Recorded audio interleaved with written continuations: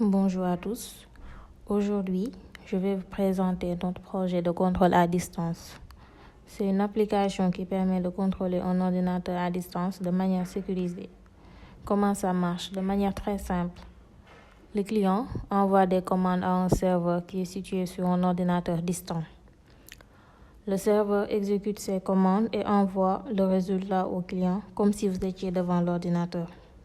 L'objectif principal était de créer une solution simple et efficace qui va permettre d'exécuter des commandes à distance, de transférer des fichiers, de surveiller les activités, le tout en garantissant la sécurité des communications.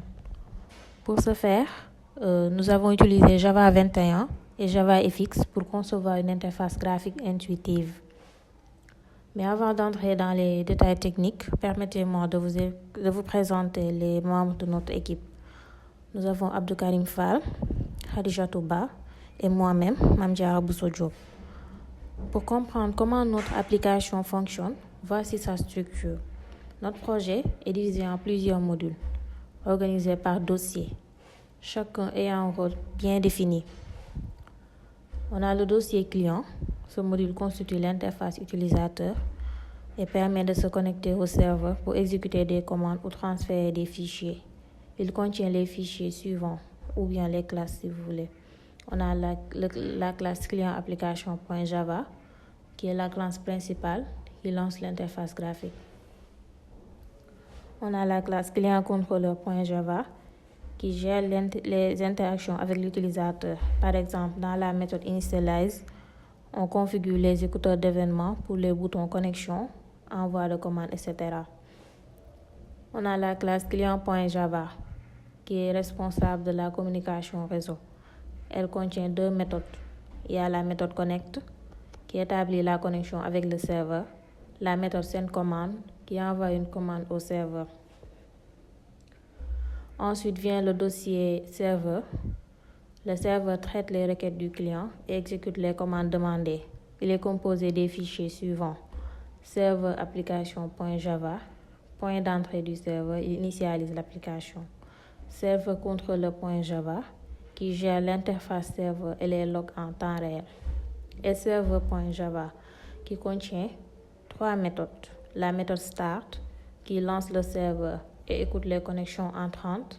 La méthode handle client qui démarre un thread pour chaque connexion afin de pouvoir connecter plusieurs clients en même temps. La méthode execute commande qui exécute les commandes reçues du client. On a aussi le dossier security.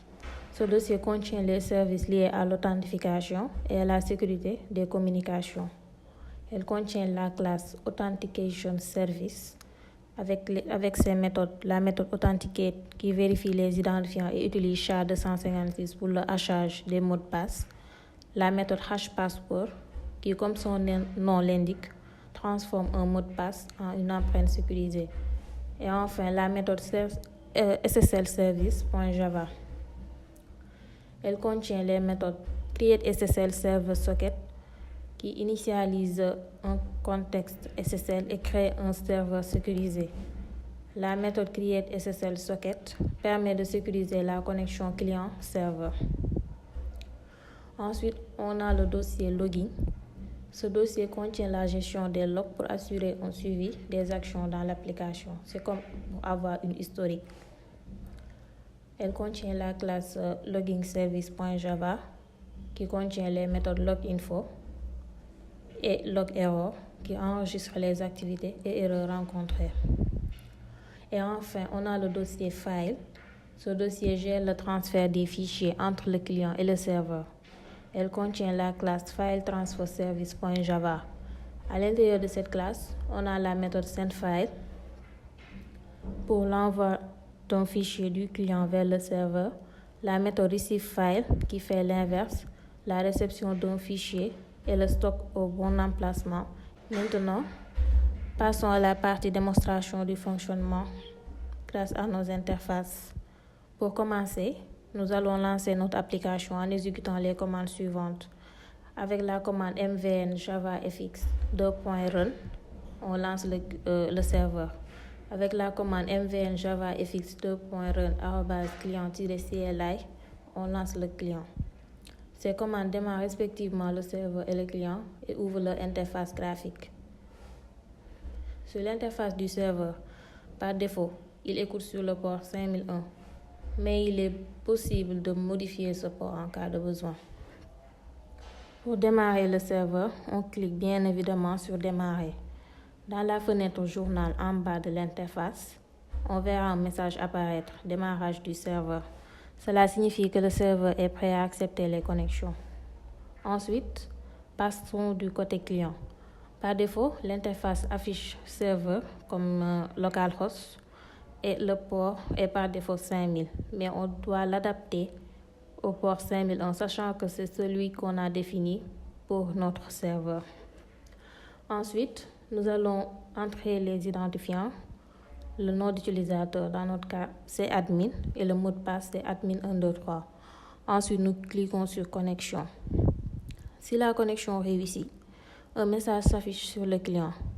Connecté au serveur localhost sur le port suivi du numéro de port. Dans notre cas, il s'agit du port 5001, donc on aura connecté au serveur localhost sur le port 5001. Côté serveur, un message apparaît. Client connecté /127.0.0.1 qui correspond à l'adresse de localhost. Maintenant que nous sommes connectés, nous pouvons envoyer des commandes depuis l'interface client. Par exemple, testons avec la commande suivante, ipconfig.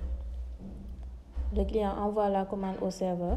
Le serveur l'exécute sur la machine distante. Le résultat de la commande apparaît dans l'interface du client, affichant les informations réseau, comme l'adresse IP et la configuration réseau de la machine. De la même manière, nous pouvons exécuter d'autres commandes, comme dire, pour lister les fichiers du répertoire. En résumé, notre application offre un contrôle à distance sécurisé et efficace, avec une interface intuitive, une communication chiffrée et des fonctionnalités avancées comme l'exécution de commandes et le transfert de fichiers. Merci d'avoir suivi cette présentation. Nous restons disponibles pour répondre à vos questions. Au revoir et à la prochaine.